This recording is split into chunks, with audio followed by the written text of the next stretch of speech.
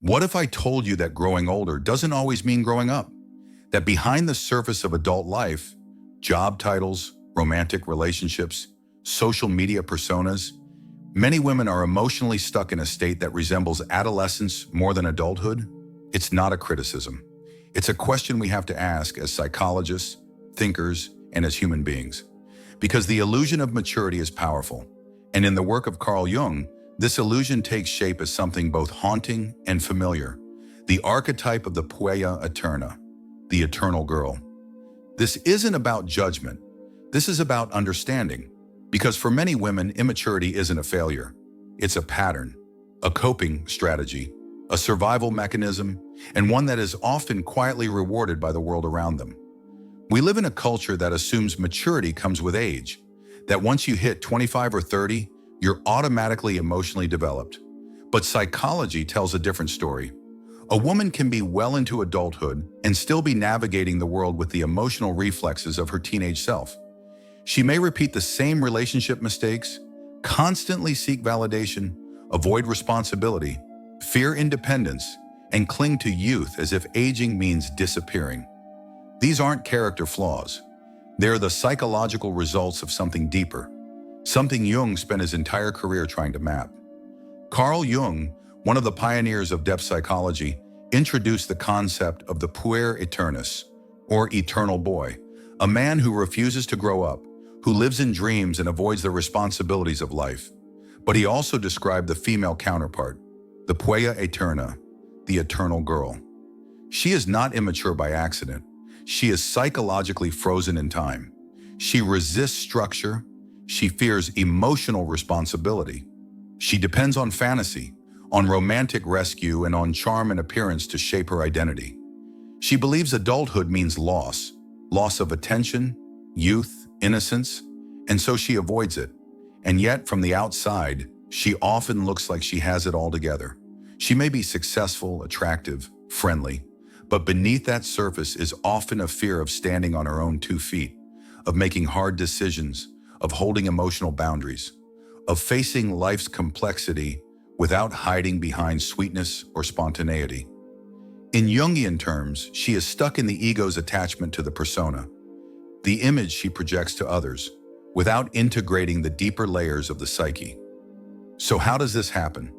Why do some women grow up physically, socially, and even professionally, but remain emotionally suspended in time?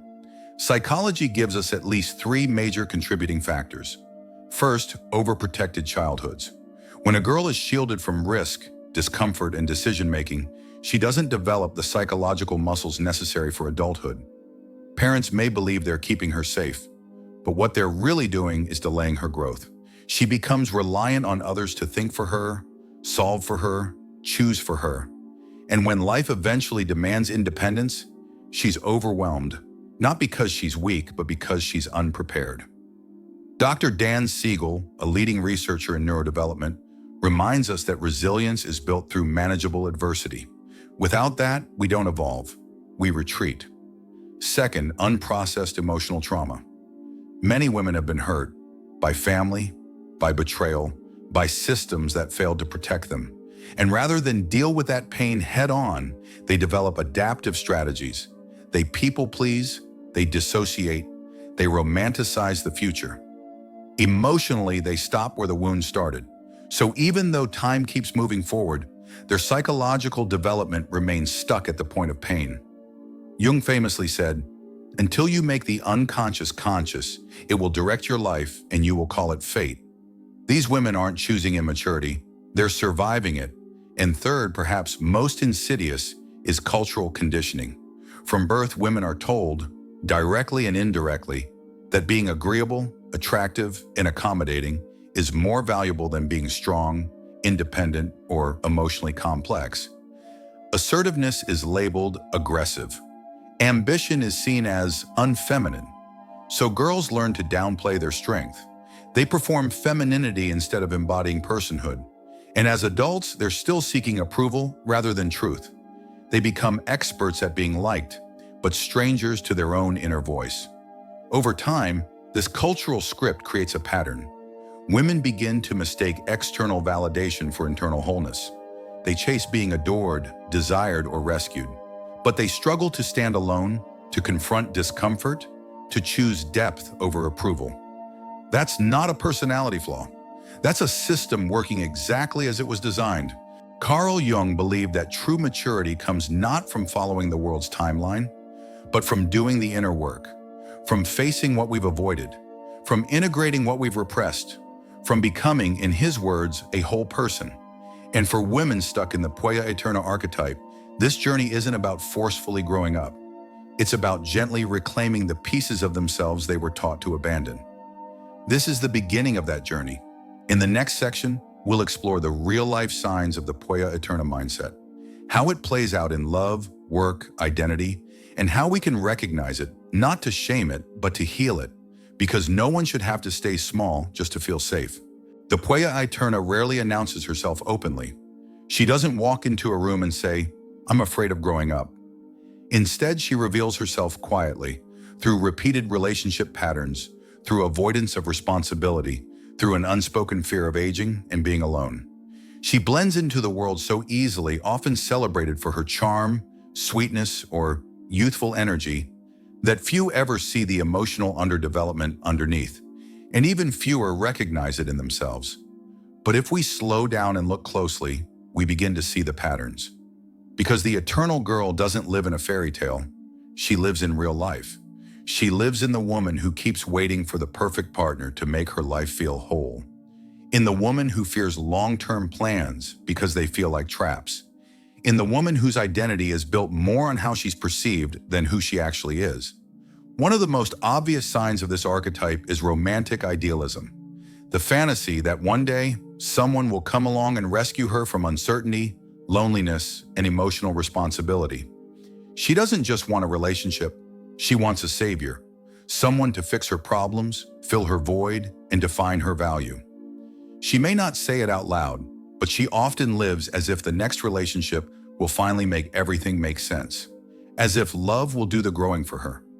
In these patterns, she often falls in love not with a person, but with an idea of what love should look like, how it should feel, how it should save her.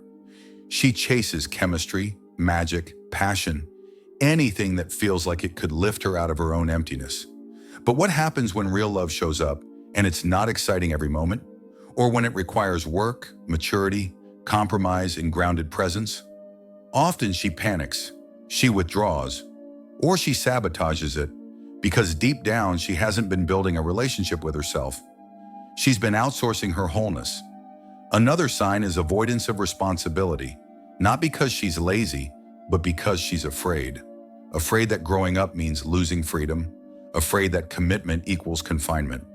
So instead of choosing structure, she avoids it. She drifts from job to job, saying she hasn't found her passion. She avoids long-term decisions, claiming she's just being spontaneous. But the truth is, she's often overwhelmed by anything that requires discipline or staying power. She lives in a kind of extended adolescence, not out of desire, but out of fear. Psychologically, this is a refusal to integrate the adult aspect of the self. Jung would say she has not developed a strong ego, the part of us that takes responsibility, makes decisions, and faces life head-on. And without that, she remains in a kind of limbo, emotionally old enough to see the problem, but not equipped to step out of it. Then there's the fear of aging. This one is subtle, but powerful. The Puella Aeterna identifies deeply with youth. She sees it not as a phase, but as her core identity. Without it, she feels like she'll disappear. So she clings to it. Through beauty rituals, filters, avoiding birthdays, pretending time isn't passing. She may obsess over staying attractive, staying desirable, staying cute. Because if she isn't young, then who is she? This fear isn't superficial, it's existential. Because she has not built her value on inner strength, wisdom, or experience. She has built it on how she looks, how she's seen, and how others respond to her. So the natural process of aging doesn't just feel sad, it feels like death. She also depends heavily on external validation. Her identity is shaped not from within, but from how others perceive her. She needs to be liked. She fears rejection so much that she becomes hyper-adaptable, always shifting to meet expectations. She hides her opinions to avoid conflict. She over-apologizes, downplays her intelligence, and avoids anything that might make her seem too much. But in doing so, she slowly erases herself. This is the emotional cost of living from the outside in. When your self-worth is a mirror held by other people, you're never truly safe. You're always one disapproving look or one silent phone call away from collapse. You are liked, but never really known. Finally, the Puella Aeterna often lives in fantasy, in potential, in the someday. Someday she'll find her purpose. Someday she'll feel ready. Someday she'll become who she's meant to be. But that day never comes, because growth is not a matter of waiting, it's a matter of working. She believes maturity will arrive like magic, instead of something she must choose, over and over again. And until that shift happens, she stays emotionally suspended, grown in age, but still a girl inside. The point of recognizing these signs isn't to shame anyone. Quite the opposite. It's to offer clarity, because so many women are silently suffering under the weight of this archetype, thinking it's just them, thinking they're broken, thinking they're failing. They're not. They are responding to a world that taught them to be pleasing instead of powerful, beautiful instead of bold, childlike instead of whole. But patterns can be broken. Archetypes can be outgrown. And behind every Puella Aeterna is a woman ready to step into something deeper. If the Puella Aeterna is the visible part of the pattern, the charming, playful, emotionally dependent eternal girl, then what lies beneath her is something much darker and far more powerful: the shadow. Carl Jung described the shadow as the unconscious side of our personality, the parts of ourselves we repress, deny, or disown because they don't fit who we think we're supposed to be. These are traits we've buried, not because they're bad, but because we've been told they're unacceptable. For many women, that shadow contains everything they were taught not to be. It contains ambition, assertiveness, anger, leadership, self-sufficiency, the hunger for power, purpose, and space. These qualities are not inherently negative, but they are inconvenient to a culture that rewards women for being agreeable, compliant, pleasing, and small. So instead of developing a relationship with these qualities, many women bury them. They tell themselves, "I'm just not that kind of person," when in truth, they've been conditioned to believe that stepping into their full strength will cost them love, belonging, or femininity. This is how the shadow grows, by being ignored. And the longer it's ignored, the more it rules from underneath. You can hear it in the quiet resentment of the woman who always puts others first but feels invisible. You can see it in the frustration of the woman who downplays her intelligence to make others comfortable. You can feel it in the fear of the woman who stays in the safe, predictable life while secretly longing to risk more, to want more, to be more. And when that shadow is denied for too long, it doesn't disappear. It erupts. It shows up as anxiety, burnout, passive aggressiveness, depression, or even self-sabotage. A woman who suppresses her anger for years may find it turns inward, eating away at her self-worth. A woman who denies her ambition may feel stuck in a cycle of low energy and disconnection, wondering why life feels so small. But what if that anger isn't wrong? What if that ambition isn't selfish? What if the qualities you've been told to fear are actually the keys to your wholeness? Jung believed that the path to individuation, the full development of the self, requires confronting and integrating the shadow, not destroying it, not replacing it, but bringing it into the light, befriending it, listening to what it has to say. For women raised to be good before being whole, this is often the first radical act of growth. It means facing the discomfort of being misunderstood. It means allowing yourself to say no without guilt, to want more without apology, to stop performing and start living from the inside out. This isn't about becoming hard, cold, or ruthless. It's about balance. The feminine does not need to be limited to softness. It can also be fierce, clear, grounded, and deeply sovereign. Think of the woman who finally sets boundaries after years of saying yes. Think of the woman who speaks up, even if her voice shakes. Think of the woman who lets herself get angry and uses that fire to build something better. Think of the woman who stops hiding her intellect or her dreams to make others comfortable. That's shadow integration. That's what maturity looks like from the inside. And the world might push back. It often does. Because a woman who owns herself fully, who claims her space, her time, her voice, is not always convenient.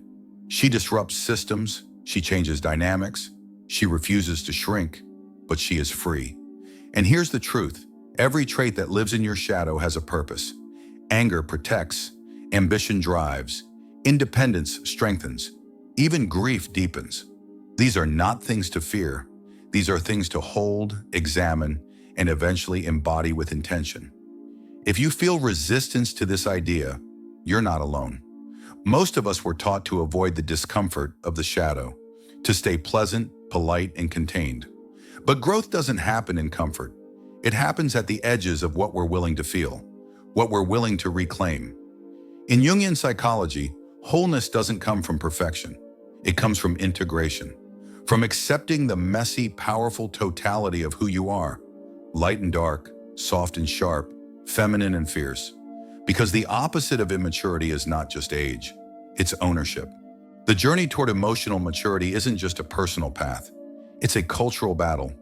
Because even when a woman begins to sense that something inside her wants to grow, wants to stretch, own, speak, lead, the world around her often whispers the opposite. Stay soft, stay sweet, don't grow up too fast. And then paradoxically punishes her for not being mature enough.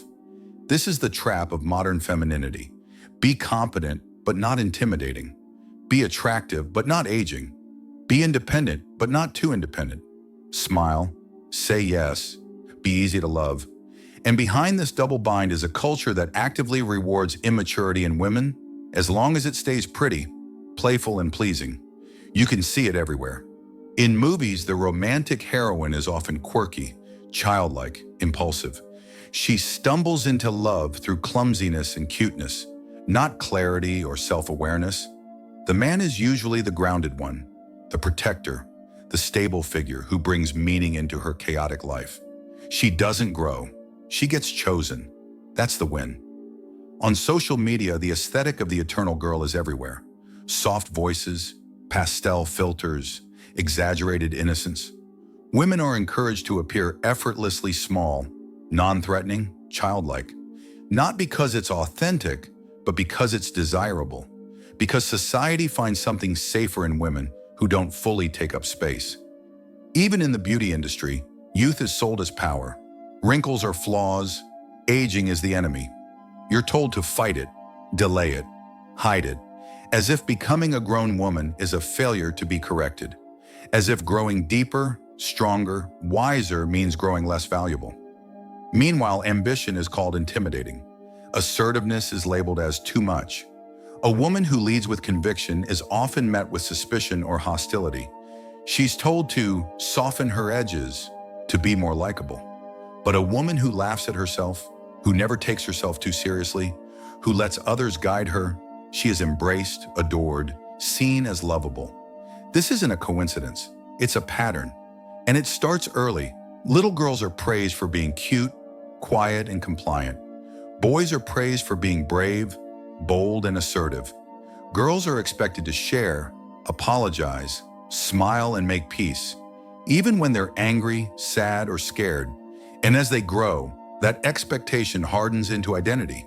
By the time a woman reaches adulthood, she may not even realize how much of her personality has been shaped by external pressure to stay small, soft, and easy to manage. But the price of this conditioning is enormous, because beneath the charming surface of the eternal girl is often a woman who feels deeply disconnected from herself. She may feel lost in her relationships, unsure in her purpose, and quietly afraid of what will happen if she stops performing the role she's been taught to play. She may feel pressure to maintain an image, to be forever youthful, forever agreeable, forever pleasant, even when life is asking her to become something far more complex and whole. Carl Jung saw this as a collective wound, a cultural shadow. He believed that when society encourages people, especially women, to avoid depth, responsibility, and individuation, it creates not just personal suffering, but spiritual fragmentation. It splits us from our own inner truth. And the most dangerous part? Most women don't even realize they're in this trap because the world keeps rewarding them for staying in it, for being soft instead of sharp, for being dependent instead of decisive, for being seen instead of known. But the soul knows, the soul always knows. At some point, every woman reaches a quiet edge, a moment where she senses that something has to change, that the applause isn't enough, that youth, beauty, charm, or sweetness can't carry her through the deeper challenges of life, that there's more, and that she has to go inward to find it. This is the moment of awakening, not a dramatic breakdown, but a soft inner reckoning. It's when a woman begins to ask, who am I when no one's watching? What do I want, not what's expected of me? What have I abandoned in myself to stay safe, loved, admired? And these questions aren't weaknesses. They're the beginning of transformation. Because the truth is, emotional maturity isn't about being less feminine. It's about being fully human.